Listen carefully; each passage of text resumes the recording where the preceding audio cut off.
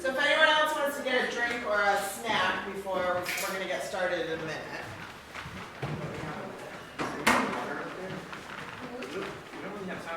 Where did I even have the time? You can bring water up, yes. Just don't spill it on my computer.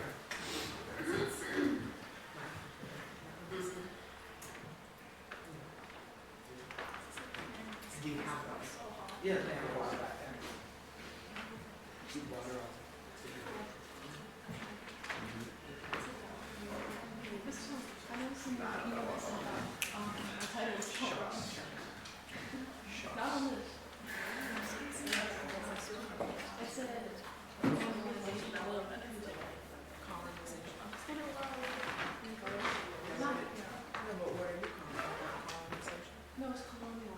Oh, they wrote colonial.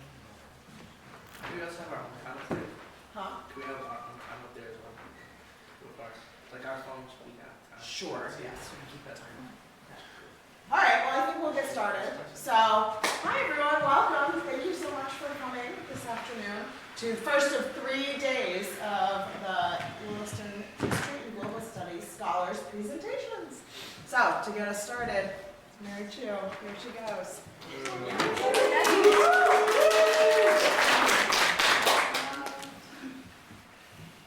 Hi, I'm Mary Chu. Thank you all for coming to listen to our projects. We really appreciate your time. To start off my presentation, I have a quick video to play. Well, evidence indicates that Ireland was a much different place before the discovery of alcohol. Most experts believe it was something like this. Gentlemen, today we, Ireland's top scientists, have found a way to convert our entire population to pure energy. Hey, Michael McLeod's just invented a new kind of beverage in his basement. Whiskey. Okay,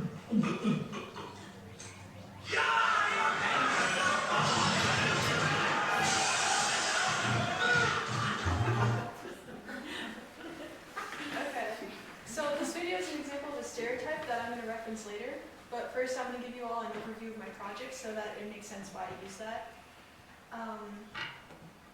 My essential question was, did colonization impact Ireland's current relationship with alcohol? If so, how? So I'm interested in this topic personally because my mother's side of the family is Irish, and I've always kind of known about the stereotype of Irish drunkenness, but I never really understood it or questioned it until last year during AP World, I learned about the colonization of Native communities in America and how alcohol was kind of weaponized against them to destabilize them in conjunction with genocide and new diseases from the Columbian Exchange. And so I knew vaguely then about genetic factors in addiction, so I thought about how that must have stayed with them, like how they could have passed on a silent disease in the form of addiction from years and years later after colonization. And it wasn't until this year, though, that I thought more in depth about the implications of that concept on other Native communities, or more specifically for Ireland. When I started to research, the first way that I looked into this project was through a genetic lens. And I found that familial ties can play a role in influencing someone's relationship with drinking. A family history of alcoholism can account for approximately half a person's risk to drink, and the remaining risk comes in environmental and cultural incentives to drink. So a common way I found this described was like the passing of an addictive personality type. Like the genetic factor of addiction is with you all the time. You're an alcoholic before you drink. But once you take your first sip, and the cultural environment around you is what leads you into becoming an alcoholic, really. So what this means for my project specifically is that because familial ties can influence someone's relationship with drinking, then ancestry could influence the descendants of colonized communities who were damaged by the weaponization of alcohol. However, there isn't a way for an entire culture to have this predisposition, so stereotypes like the drunk Irish or drunk Indian minimize rich cultures to primitive violence and alcohol abuse. But the stereotypes are a valid piece of the puzzle in understanding why they exist, really, or like the origins of these stereotypes influence my project. So in 1187, Gael de Wills published what has been credited as the first book regarding Ireland by a visitor. It was titled Topographia Hibernica, meaning the topography of Ireland. This book and his following book, Exploratio Hibernica, were influential pieces in the creation of stereotypes surrounding Irish personality and culture. He viewed Irish people as uncivilized, animalistic. He described Ireland to be a barbarous place. He described the land itself romantically, and the people were just unfit or unworthy to put it to use. In this way, he viewed colonization from like the root of the word colere, meaning to be put to use. And this was kind of a continuity in the justification of colonization in many different places, not just Ireland. So these views of Irish people kind of became intertwined with alcohol and violence, and descriptions of Irish drinking were used as a justification later for both colonization and continued control of Ireland. There are parallels between those descriptions and today's current descriptions of how people perceive alcoholics and the stereotype of drunk Irish or drunk Canadian. So I thought about this stereotype, and then I thought about how it must have impacted culture as well. Because once the stereotype was made as a justification, it became integrated in those cultures themselves because they were made to think that as well. And then I researched a little bit about it, and I found out about the plantation of Ulster, which left 6 counties in Northern Ireland predominantly Protestant and attempting to remain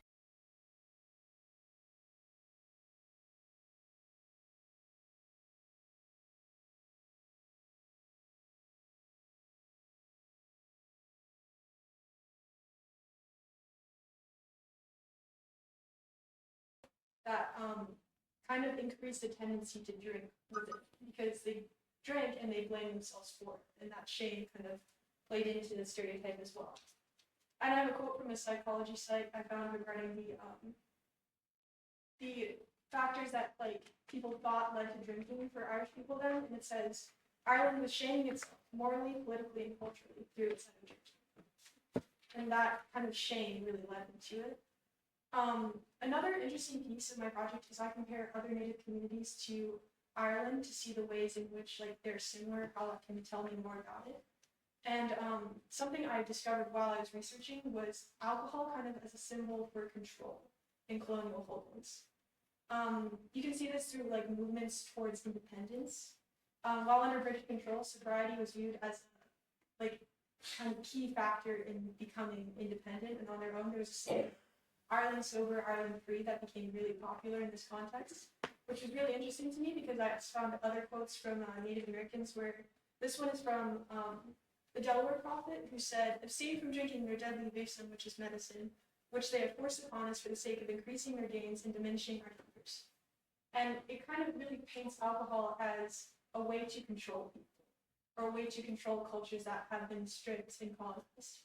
And that was kind of interesting to me because I also found that after Ireland kind of gained independence, the Irish Free State reorganized liquor regulations, and there was a general decrease in alcohol consumption in Ireland, and a 1/5 drop in reported deaths from liver cirrhosis from 1908 to 1949.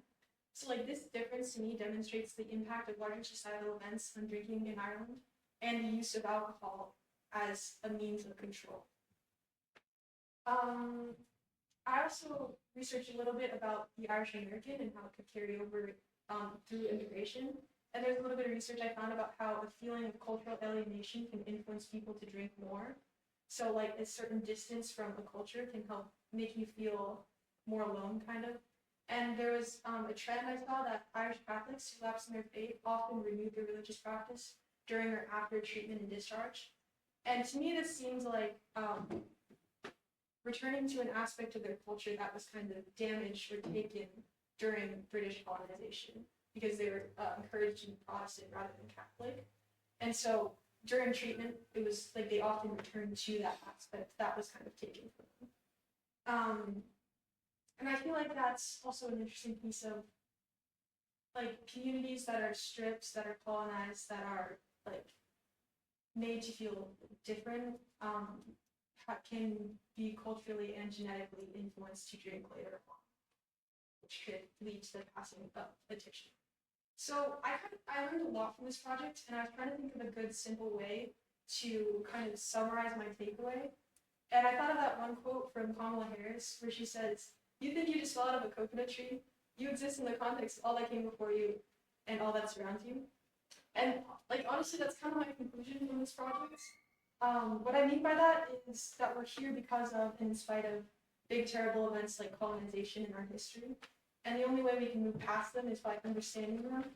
And in this case, understanding how this impacts current addiction can help us change our treatment. It can help us be more empathetic. It can help us understand better in ways that we can't if we're unwilling to accept our history or learn it as it is. So basically, understanding the violence of our past can help us have more autonomy in deciding our future. Thank you.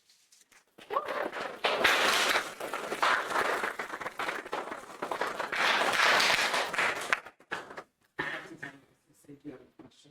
Oh, do you have any questions? And they do, they will. I'll ask one. The numbers that you use for the cirrhosis deaths, Yep. you used the numbers from 1908 and 1929. Did they include in the 1929 numbers? Is that the numbers you have? Are they percentage or are they overall like an actual number I think it was percentage.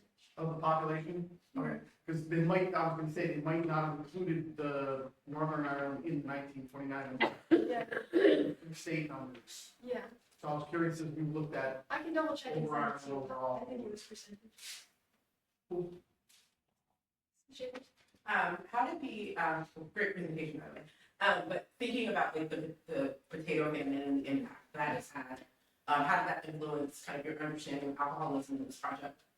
So the potato famine was a big piece. I had like a full page on it. Mhm. There was a lot leading up to the potato famine that I also included, and it was kind of the like taking away Catholic rights and splitting Irish land so that each person owned less and less land, and they became so impoverished that they didn't like have anything to sustain them, and all that was left to them was the potatoes. So once that went away, they watched their family members die.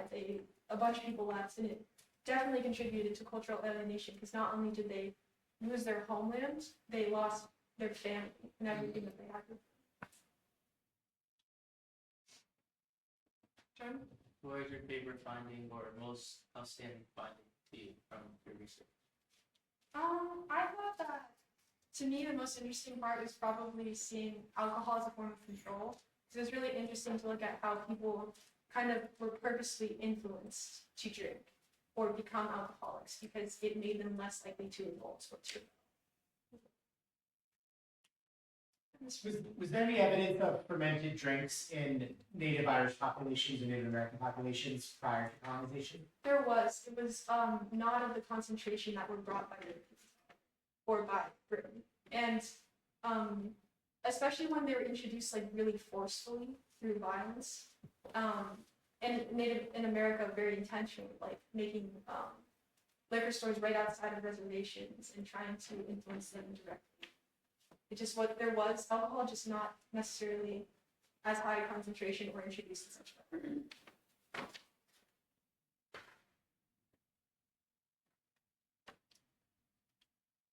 Casey? Did the rate of like forced alcohol consumption kind of increase the amount of immigration that happened throughout like the span of it, or did it kind of stay? Was it also used to control and keep people in Ireland? I didn't see. I don't know about that. I will look into it more and I'll get back to you. I did see that actually Britain was trying to influence people to go to Canada because they wanted more people to settle there. So that kind of influenced them not really caring much about economic policy, but I didn't see specifically for Canada. What was the most challenging part for the research? I think most challenging is it's kind of a very specific project. So when I was researching, I kind of struggled finding sources that were specifically about my topic. I kind of had to work around it and look at the factors that would lead into this and then kind of draw my own conclusions from that. Did you find any cultural taboos as a barrier to your research? Yes, actually, I was looking at certain sources and a lot of them, they, like, I would find a source and it would be the perfect title, like Irish drink or something like that. And then the research would be kind of blaming a matriarchal society for Irish people drinking. And then it was not that helpful because they just kind of reinforced the stereotype. They didn't tell me anything new. And they blamed Irish people themselves rather than the factors that surround them. Dr. Knight? I find it so curious. Like, it's such a fascinating project with so many different directions it can go in. Like you were saying at the end, in terms of the significance, it can go. It's just like there's all sorts of avenues that historians can take, and also scientists today, and genetics is so fascinating. But I was wondering about public health. Like, where to now on public health? And I was wondering if you just, and it's okay if you didn't. I'm just curious. Like, if you found where public health people take it now in terms of, okay, so we messed up a lot. In that we've understood, like, how do we decolonize public health? Knowing this, I know it's really big. I've seen a few articles about like culturally sensitive treatment and how informing people of the history that surrounds like their culture and like their drinking can help them be more aware when they're drinking and during the process of treatment. I also think like the stripping of culture, maybe like trying to return to some aspects or like reclaiming things is what I said.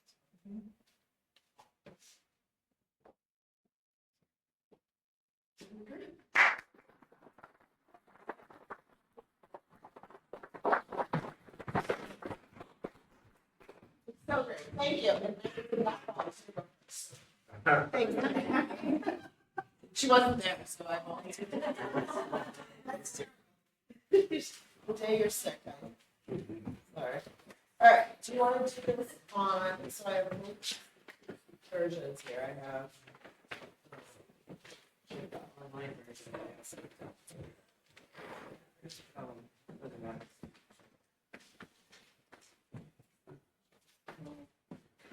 All right, does anyone even want a quick, someone wants to get with a drink before we start? We'll take 1 minute, review the drink or something before we get going. Jordan. Oh, good. Jordan can pose for a picture Yeah. for his mother. Yay, thank you so much, good job. Yay. Yeah. Scholarship.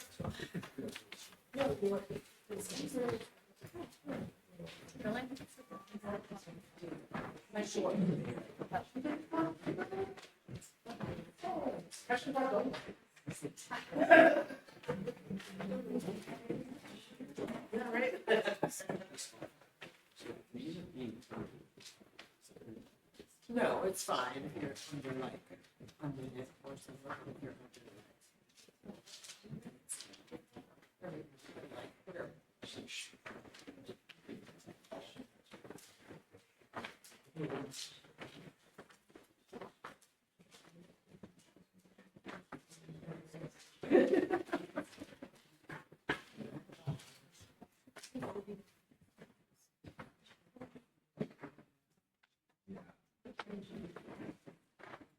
I'm still feeling no worries. I'm trying to make you feel that impressed by your loving.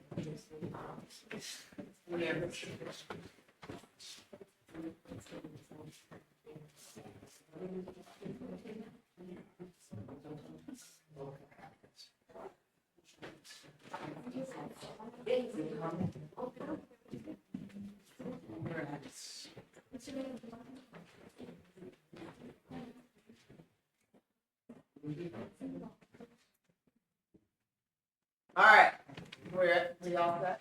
All right, next is Jordan. Hello, everybody.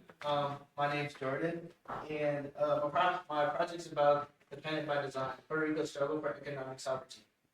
With next month marking the 127th anniversary of Puerto Rico becoming a territory of the United States, I'll be talking about how more than a century of American colonial control has shaped Puerto Rico's economy.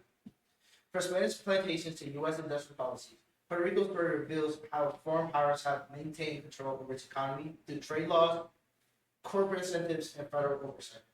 Raising a key question: what possible reforms could finally allow Puerto Rico to build a self-sufficient and independent economy. But before we dive in, I want to share why this topic matters to me. I'm Puerto Rican, but I didn't grow up surrounded by Puerto Rican culture. I was raised in a primarily African American community, and for a long time, I felt disconnected from that part of who I am. This project became a way for me to reclaim that heritage and to connect it with my passion for economics. Studying Puerto Rico's economic history helped me understand how identity, labor, and policy are intertwined, and how lives of millions of Puerto Ricans have been shaped by forces far beyond their control. Under Spanish colonial rule, Puerto Rico's economy revolved around three main exports: coffee, sugar, and tobacco.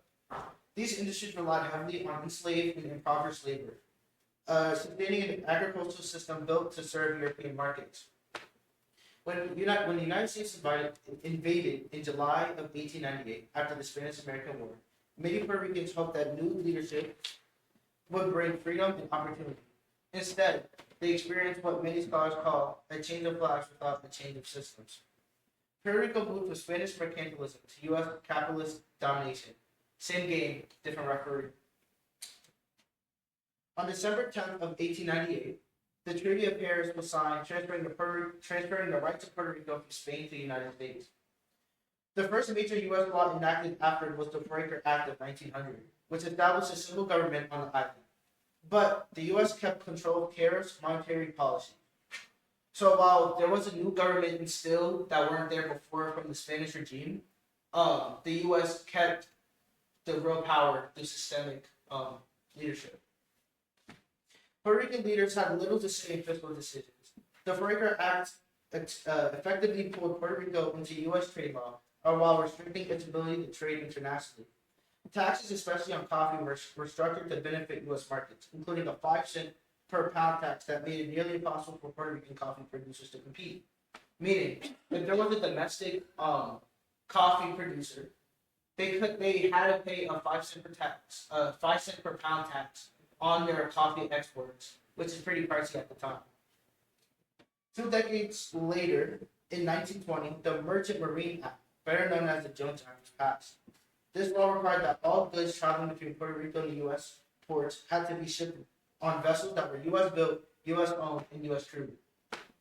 Now, on paper, the goal was national defense, but in practice, it limited Puerto Rico's ability to trade freely and drove up costs across the board. By restricting maritime competition, labeling all non-U.S. traders as aliens, according to the law itself, shipping costs soared, markets shrank, and the price of everyday goods in Puerto Rico went up. The Jones Act wasn't just a trade policy, it was a tool of economic control. By forcing Puerto Rico to rely exclusively on U.S. shipping, it prevented the island from accessing cheaper international alternatives. Even today, the Jones Act is estimated to increase Puerto Rico's cost of living by 20%. As U.S. control deepened, so did corporate ownership. American sugar companies moved in fast, buying up vast amounts of Puerto Rico's most fertile land. By 1930, 4 U.S. corporations controlled more than half of the island's sugar production. Small farmers were pushed off the land, and Puerto Rican workers were funneled into low-wage jobs serving foreign industries. Economists call this a dual economy, one where foreign corporations accumulate wealth while the local population remains trapped in poverty. It's a modern reflection of the same exploitation that exists under Spanish rule, just wrapped in capitalist language.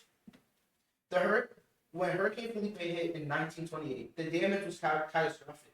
Thousands lost homes and jobs, and with so little local infrastructure or financial independence, Puerto Rico had no choice but to lean even more on U.S. aid. After World War II, Puerto Rico's economy was in crisis. Agriculture, once the island's backbone, was collapsing. Sugar and coffee production declined, and unemployment was high, and migration to the U.S. mainland surged. And we can see in this bar graph from 2015 that the poverty rate in Puerto Rico is higher, the unemployment rate is higher, but the labor force participation rate is lower. That is pretty, it's lower. That is pretty bad because Puerto Rico's population is about 100 times smaller than the U.S. So considering that the poverty rate is higher, the labor force participation is lower, and there's less people, that's pretty unsustainable for the economy to stay around. So, In 1947, the Puerto Rican government, with the U.S. backing, launched the Operation Bootstrap, an ambitious plan to industrialize the island. The idea was to attract U.S. corporations with tax exemptions, subsidies, and favorable labor laws. And for a while, it seemed to work. Manufacturing grew, GDP increased, but the prosperity didn't stick. Profits flowed back to the U.S. instead of Puerto Rican communities. Industries were capital intensive, not labor intensive, meaning that they created what economists call growth without development. Unemployment stayed high, between 30% and 40% at times, and the wealth gap widened. A big part of the system was Section 936 of the U.S. tax code, which allowed U.S. corporations operating in Puerto Rico to avoid paying federal taxes. That meant billions of profits left the island each year without being reinvested locally. The Titans Bill took this logic to an extreme, offering independence but threatening to cut off all federal support within 4 years. Puerto Rico refused, of course, but the message was clear. The U.S. controlled the terms of debate, keeping Puerto Rico in what I like to call a captive market. Jumping ahead to 2016, the U.S. passed the PROMESA, the Puerto Rico Oversight Management and Economic Stability Act.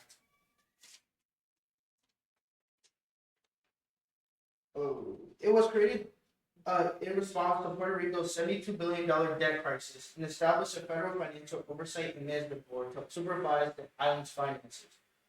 Now, this might sound like a fiscal safety net, but of course, there's a catch to this. The law explicitly states that the U.S. may override any local law that conflicts with the PROMESA. In other words, the board has the final say over Puerto Rico's budget, debt plans, and even its social spending. The result, the island's elected officials are essentially under federal supervision, and their legislation is undermined. The board's decision have constantly prioritized paying creditors over public welfare as well. Under its mandates, Puerto Rico has slashed spending on education, healthcare, and infrastructure to pay back any debts owed from federal aid, accelerating the very economic decline the PROMESA was supposed to fix. So what would it take to break this cycle? First, tax reform. Instead of giving huge incentives to foreign corporations, Puerto Rico needs policies that empower Puerto Rican-owned businesses and keep profits circulating locally. Second, trade reform. Laws like the Jones Act are outdated and need to be revised or repealed to give the island room to breathe economically. And third, a realistic transition plan. Full independence cannot happen overnight, but a phased approach, like the Philippines' 20-year transition under the Manila Pact, could give Puerto Rico time to rebuild infrastructure, stabilize revenue, and strengthen local industries. In the end, Puerto Rico's story is one of living within constraint of colonization. Even the island's name carries the weight of colonization. Before European contact, the Taino people called it Orican, making the island a brave and noble lord. When the Spanish renamed it Puerto Rico, the Spanish renamed it Puerto Rico, meaning the rich port, because of the wealth they extracted from it. Centuries later, that still rings true, and the island remains rich, not just for its people. The wealth continues to flow outward to foreign corporations and investors, while Puerto Ricans themselves are left with the costs. The path to a just and sustainable economy lies in reclaiming that wealth and redefining control, so Puerto Rico can finally become what its name promises, not just a rich port for others, but a prosperous home for its people. Thank you.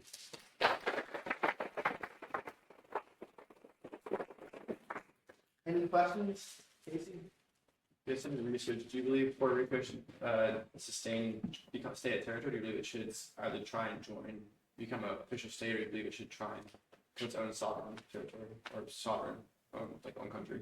I believe that it should be its own sovereign country, because at the end of the day, it started off as its own country. I think it should stay that way. But of course, they're not at the place to really afford that. So I think with some U.S.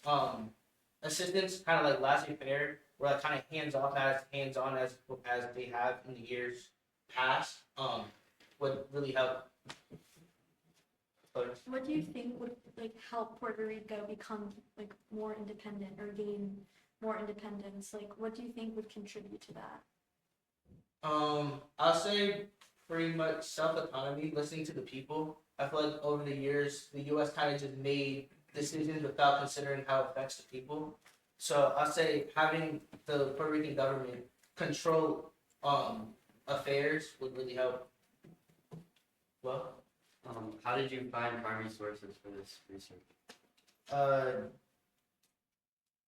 What do you mean? Sorry. Okay. I pretty much researched for main documents, so like the Merchant Marine Act, I looked for the specific wording. I think in the Jones Act, like I said before, they kind of referred to other international trade destinations as aliens, but they didn't want them to trade with aliens, only U.S. Partners. So yeah. Made it sense. Did you find any other places like Puerto Rico that had similar thing happen to them during your research? Yeah, I looked at the Philippines. I didn't really talk too much about the Philippines in my presentation, but I did speak a little more about it in my paper because they are also colonized by the U.S. and the Spanish, which was kind of a similar outcome. Like they have their independence now, but for a long time they were just exports and land for the Spanish and the U.S. to manipulate. Ms. Chambers? Your presentation went up to like 2016 from ESSA, but I was wondering about the economic impacts of Hurricane Maria in 2017. When I went to Puerto Rico a couple of years ago, it was very much a seismic shift that happened in the country, and the nation of the Puerto Rico is rebuilding. So I was wondering how the economic impacts of Hurricane Maria maybe impacted your paper. Was it a part of your paper? It wasn't, because I kind of focused more on the history of it and then try to really hit the now to prove my point. I probably should look more into Hurricane Maria. Still Yeah. That's right. Where's it done? Can you say a little bit more? I've never heard the Jones Act, so I can't say quite about it. Why? It sounds like it applies to all ports, all U.S. ports. So I guess and maybe you said this and I missed it, but like, why specifically is that so bad for Puerto Rico as opposed to the other U.S. ports? Because the Merchant Marine Act pretty much, so they couldn't really use their own ships per se. The Merchant Marine Act, the whole point of it was to have Puerto Rico use U.S. ships and ports and so on. But they had to pay for that. So it wasn't like the U.S. kind of built it for them. They had to pay extra for it, which takes away from the economy and gives more to the U.S. So Puerto Rican ships are not considered U.S. in that context? Technically, yes, but it's all crewed by U.S. and it's like owned by the U.S. And so it's Puerto Rican, but not really. They don't have ownership over it. Okay.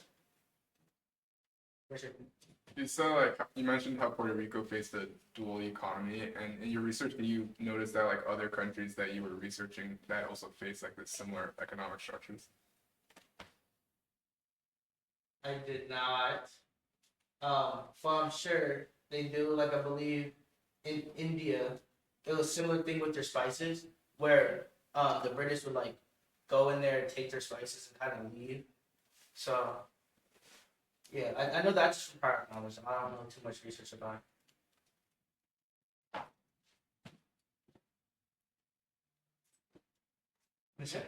Dr. I was just going to ask about, I kept thinking about that phrase, nothing about us without us, both with Mary's presentation and with your presentation.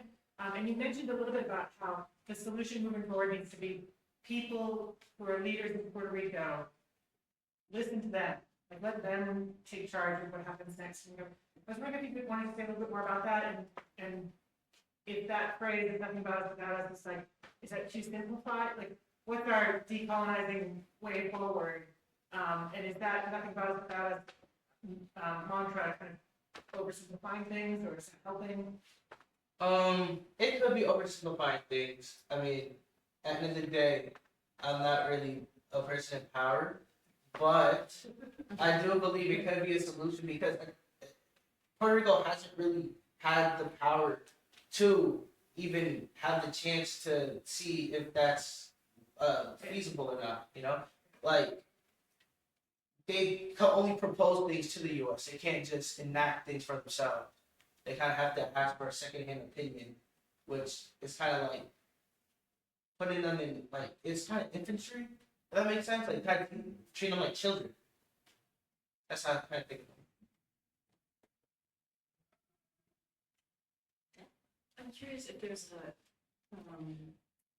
tension in Puerto Rico between people who would like Puerto Rico to become more independent and people who would like Puerto Rico to become even more enmeshed in the United States with the United States, or isn't there even a statehood sort of proposition regarding Puerto Rico? Did you? For sure. Actually, it's kind of half and half. That's why the decision made yet. Some people in Puerto Rico want to be a state with like American rights and so on and so on. The U.S. doesn't really want to do that. They kind of want to make them a territory without giving them the same rights as Americans, like voting and so on. Others, they want complete freedom because they've been manipulated over years. They've been having their resources extracted. So for sure, there's been a lot of discourse and tension between the two groups. All right, awesome.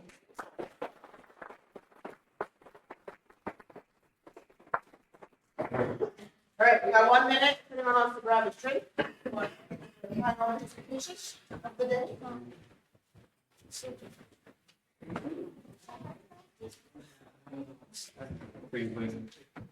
Do you want to do yours via the online or the I often I don't know.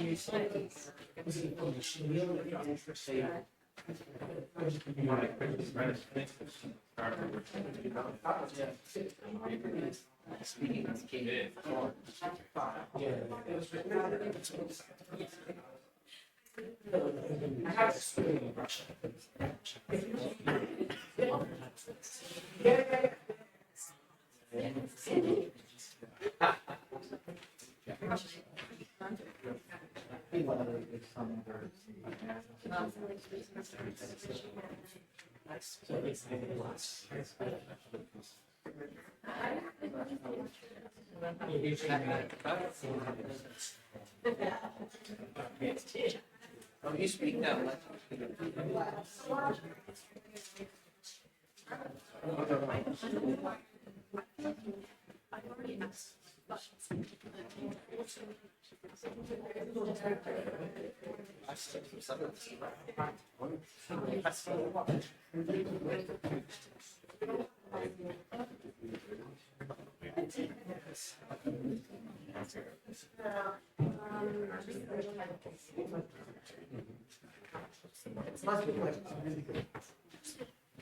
All right, I think we are. All right, thank you all. So, final presentation for the day. So. Hi, everyone. I'm Rebecca, and thank you for coming to my presentation today. I did my project, as you can see from the screen, on women in Victorian Britain, but more specifically, my central or guiding question was, what were the ways in which women quietly refuted Victorian ideals of smallness and diminutiveness that were imposed on them? And I have kind of a long-standing interest in women's history, so going into this course, I knew that I wanted to do a project in that field. I just wasn't sure exactly what, but I'm also very interested in 19th century British culture and literature, so that just kind of naturally led me to this topic. Now, if when you think of Victorian society, the images that come to mind are not of strong, opinionated, and socially engaged figures, it's probably because you know that Victorian society made a habit of stifling and constraining women and just seeking to make them as small as possible in all different facets of their being. This is an example of a corsetry ad, and corsetry was a way that they were made physically small. Another image of a corseted woman.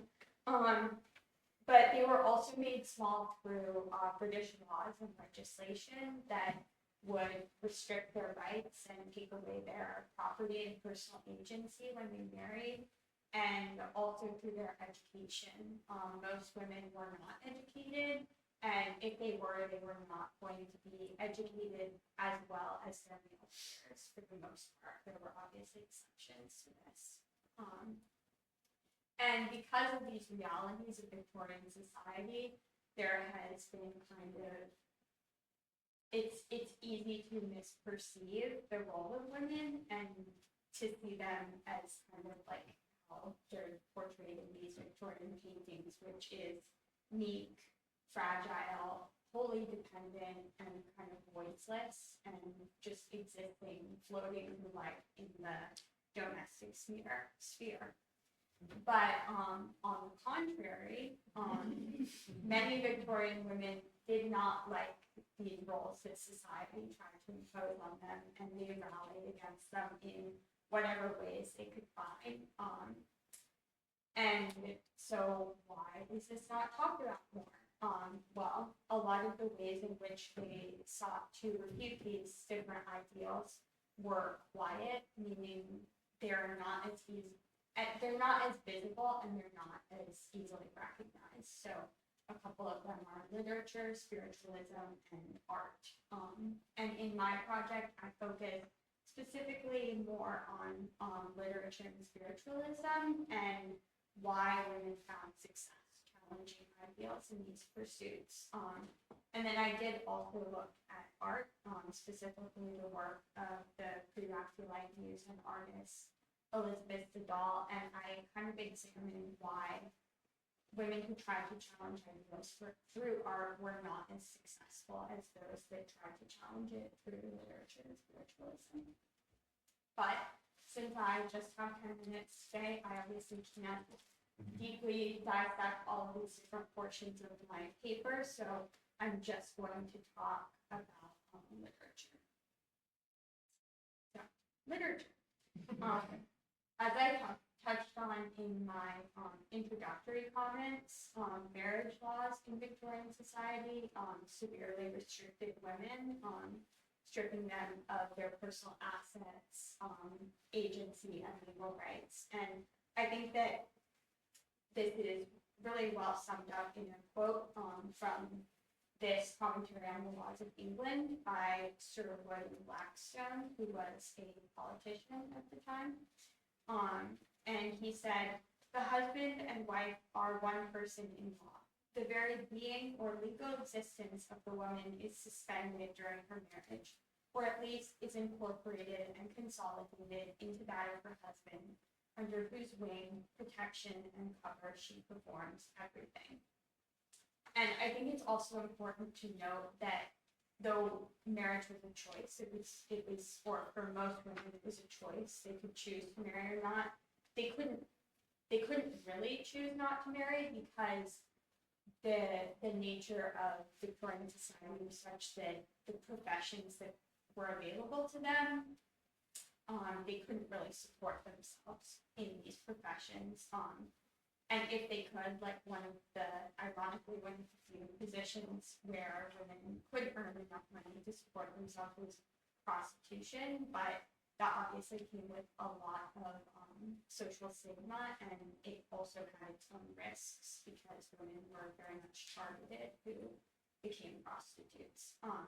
So though it was a choice for most, marriage was kind of an inevitability, and it was such a flawed institution that was obviously a really big problem.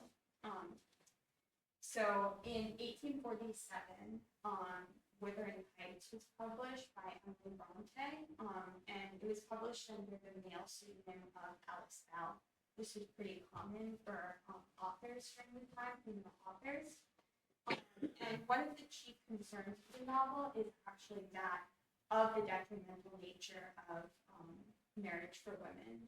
And this is a novel concept to be critiqued at the time because kind of overwhelming public opinion was in favor of marriage, and through ideas such as those of John Ruskin, who was an incredibly influential philosopher and kind of political writer or critic. He kind of hailed marriage as nothing short of bliss and perfection. And in Wuthering Heights, Emily Bronte portrays a much more accurate but darker vision of marriage and how it impacts women. And she does this using 3 different relationships. So I'll put a little diagram on the board, but I will also explain. So the first relationship is between Catherine Earnshaw and Edgar Tiffin. And when they marry, Edgar actually does treat Catherine very well. He's not an abusive partner at all, but he expects her to become a dutiful wife and mother, and there's no space for her kind of wild and true personality. And so she is kind of so smothered by the necessity of her role as a wife and mother that she ends up basically having a mental breakdown and she dies. So that is her outcome. And then the next is Isabella Linton, who is Edgar's sister, and Heathcliff, who is, what is he to Catherine? I think that is like the question of the age. They have a very toxic on and off relationship, but mixed signals. But when Isabella and Heathcliff are married, Heathcliff is incredibly abusive of Isabella, and this is something that she has no legal recourse for, and her brother will not intervene in because she is kind of seen as Heathcliff's property. And she does ultimately actually leave Heathcliff, but she does so with a ruined reputation, and she's forced to live in exile until she dies, basically a sense of exile. And then the last relationship is between the younger Catherine and Heathcliff and Isabella's son. And when they marry, Catherine is stripped of all of her property and all of her assets. She's confined to a single room in the house. Again, she doesn't have legal recourse for this, and when her husband dies, her property actually is passed back to Heathcliff, not to her. And she has a happy ending in the sense that she finds more personal agency, but she actually finds that personal agency through marrying a man who is more just to her. So she doesn't actually really reclaim what is rightfully hers.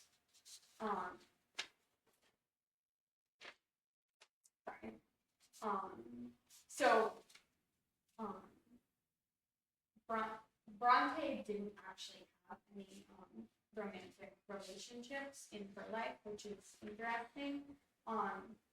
But it's very clear that she was tapped into the negative effects of marriage on women, and sought to address that through her work, and was aware that in doing it through a novel and in doing it under a male pseudonym, society was likely going to be more receptive to that.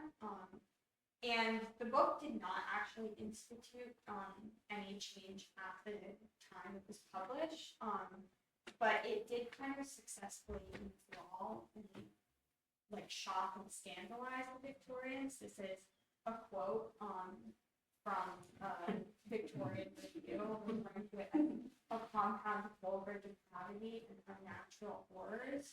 So it was very much like, it was very controversial, and it very much put this idea of, are women being treated fairly? And what are the impacts of, it kind of placed that in the forefront of the Victorian conscience. So why is it important to kind of re-examine the lives and work of Victorian women? And for me, I think the biggest, or the thing that I find is most interesting about this is that there's kind of this idea that the Victorian period was a stagnant time in the progression of women's rights. It's an interstitial moment between kind of like vindication of the rights of women, first wave feminism, where you first see the emergence of the idea of women being educated and having further rights, and then the advancements of the 20th century, like suffragette movement, the right to vote, later Simone de Beauvoir's The Second Sex, second, third wave feminism, where we are today. It's kind of like, it's not considered that women were advocating for themselves, or that there was forward motion in the women's rights movement. But I think that the work of these Victorian women was very much paving the way and kind of creating the scaffolding for a later generation of women to undertake these more vocal and more visible forms of social movement and social change.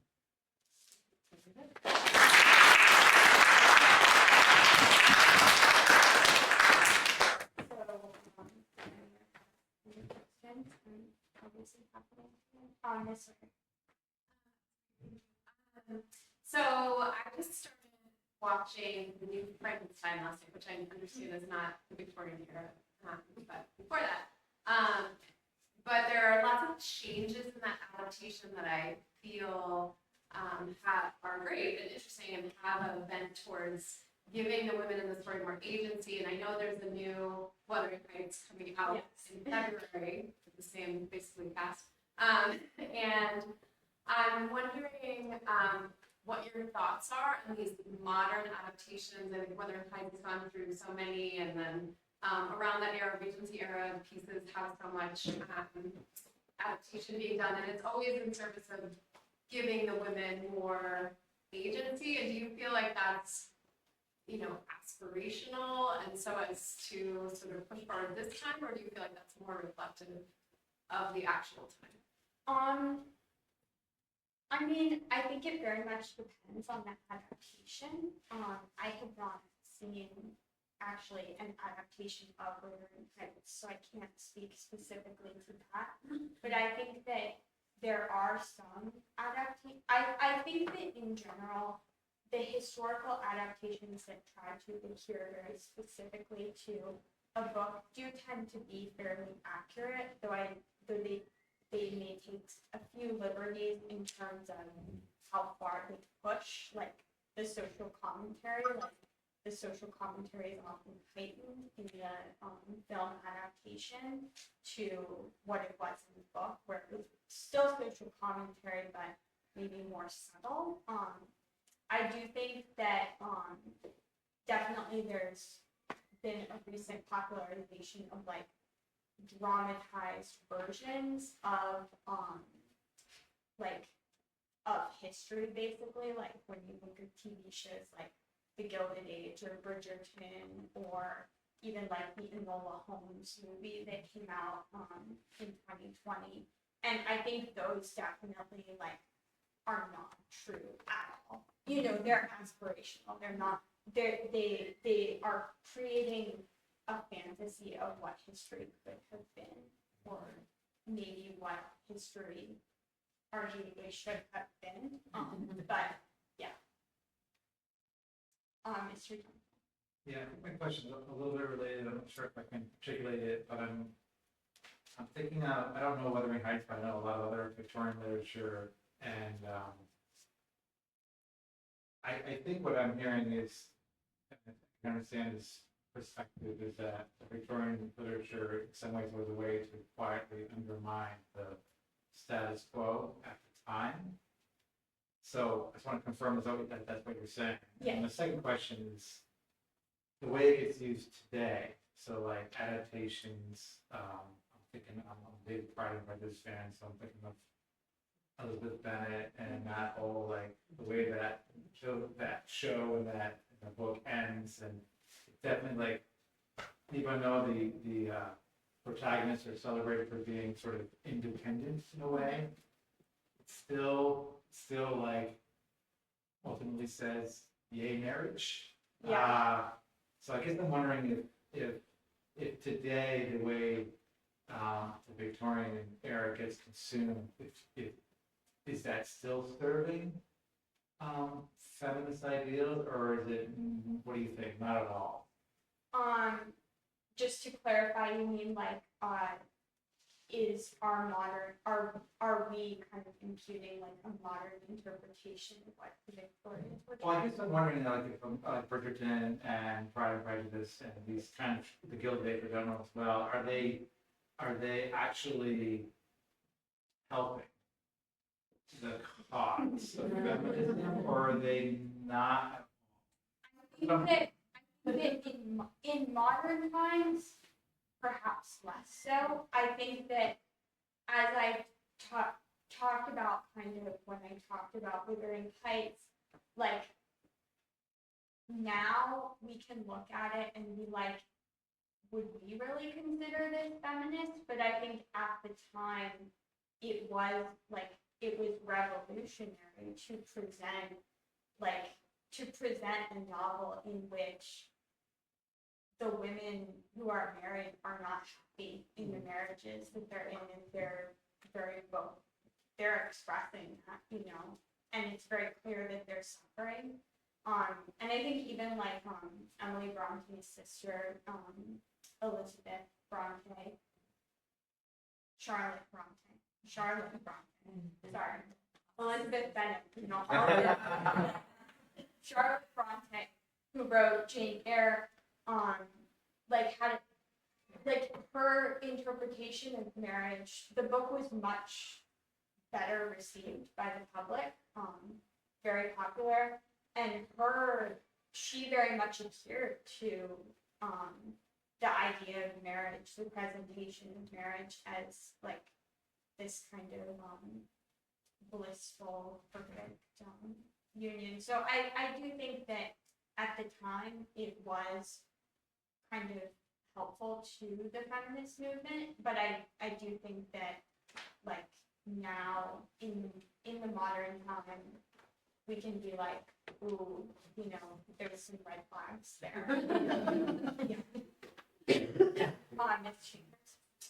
I love this.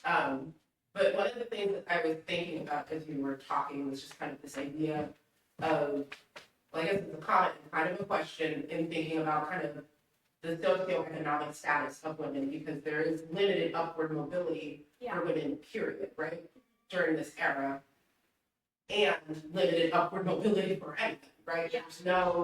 There's no kind of like, opportunity to kind of like in the Gilded Age with what's his name in this clock, right? There's no invention that's going to take somebody out of their situation. Yeah. So I was curious in your research how the socioeconomic status of women maybe dictated their outcome, right? Yeah. So like while marriage certainly played a role in the future of women, so like I appreciated how you said earlier, like the choice of marriage, but it wasn't a choice. You were either married or you were a spinster, right? Yeah. And you were still under kind of the thumb of whatever male controlled the money, whether that was your brother, your uncle, whomever. So I was wondering how much of that played a role in kind of some of your research findings, or if it played a role at all. Yeah, so I did actually talk a good amount about socioeconomics, just because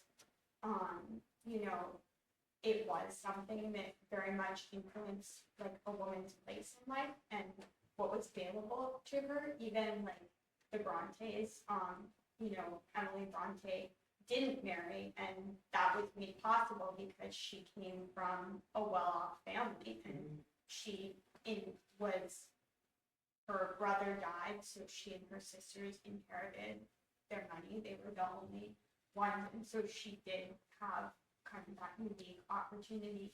But I think it is interesting, in particular, when I talked about kind of art and spiritualism, both of those kind of art is more complicated because the person I talked about, ultimately Elizabeth Siddall died of an overdose when she was 27 and has been kind of erased. She didn't gain power in the way others did, but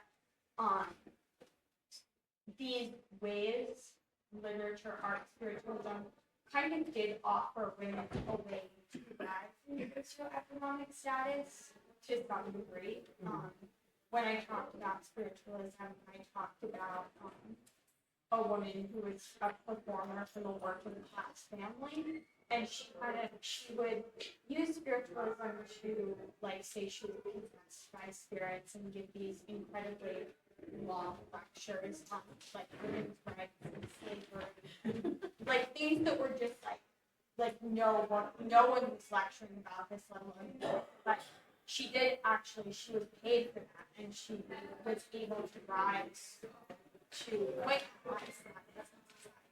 So I think that one of the attractions of these kind of more quiet resistance was that they offered women that opportunity to rise, which was very rare. Yeah. And thank you for the picture of the horse, because I sit here very grateful I'm not. Yeah. Yeah. They're brutal. Thank you, everyone. We're back to our first thing once again.